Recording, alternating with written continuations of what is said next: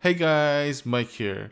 With the new raid releasing Mythic difficulty along with full Mythic Plus season on the first day of the season, unlike previous expansions, it is more important than ever to gear up during the preseason, and there are a lot of different ways to get upgrades for the rest of the week. So let's get into it. You should definitely do the Mythic Zero World Tour as soon as you can for the week, since a lot of the items you can get throughout the week scales with your eye level, and Mythic Zeros have set eye level at 372, so it is best place to start the week if you haven't already done so for the week. Bloody Token is a token you can get from doing PvP world content, such as PvP world quests, supply crates and such. And you can get 366 gear for every slot except ring, neck, and trinket. Vendor for it is in PvP shops area in Val Draken, and you should fill whichever slot you were unlucky so far with these to boost up your eye level. There are a lot of weeklies you can do to get gear, and I'll try to go over all of them briefly. Siege on Dragonbane Keep is an event that happens every 2 hours in Waking Shores. It starts every odd hour in Pacific time, so it happens 1 o'clock, 3 o'clock, 5 o'clock, and so on. There is a chance for this event to drop 385s even after you have done it once for the week, so you should try to do them as much as you can.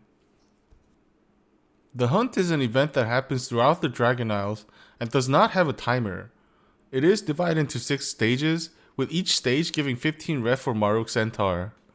If you just want the cash, you only need to be in the area for the last stage to get the cash, but it seems like eye level is capped at 372 or lower for these, so it's not worth as much as some of the other weeklies. Community Feast is an event that happens every 3.5 hours in the Azure span. Each task will give you 25 ref for Ishkar Tuskar, and doing 5 tasks will finish the weekly requirement, but you can continue to keep doing tasks for more rep throughout the week. Boss at the end of the event also gives rep and loot once per day if you are able to reach Legendary Soup, which shouldn't be hard at all. Trial of Flood and Elements are events that happens every hour-ish and does not seem to have a set schedule. Best way to do these without wasting too much time camping the spawn area is to search for groups that have active events for these through custom group finder once you get there. Flood is in the south of Onaran Plains, and Elements is in the Chromie portal. Item level seems to kept at 376 for Flood and 379 for Elements, so you should try to wait until you know you have unlocked those item levels, which seems to be about 370. Aiding the Accord is a weekly quest from Valdrekin, and this quest seems to be also capped at 379. Rathion and Sibelian area also has weekly quests that can reward 385 plus gear, and I wasn't able to confirm how high the eye level of these go, but it does not seem to scale higher once your eye level is 375 or higher. So it should be safe to turn in these quests instead of saving it for the end of the week once you reach the eye levels. As far as rares go, there are some rares that people have been calling super rares that drop up to 385 eye level gear. It scales with your eye level, and you will need about 374 eye level to start getting max eye level gear. And you can kill all these rares once a day, so it's a good idea to try and kill all of the listed super rares that can drop upgrades for you. There is a weak aura to check if you have killed a rare for the day, and I'll link it in the description below. Most of the super rare spawns are on timers, but you can spawn Enkin by fishing in the area with the lava spices, which drops from the mobs around the lava. For Ancient Protector, all you have to do is collect 5 unstable matrix core by killing Titan defense matrix around the area, and use the combined item in one of the 4 pillars that are clickable.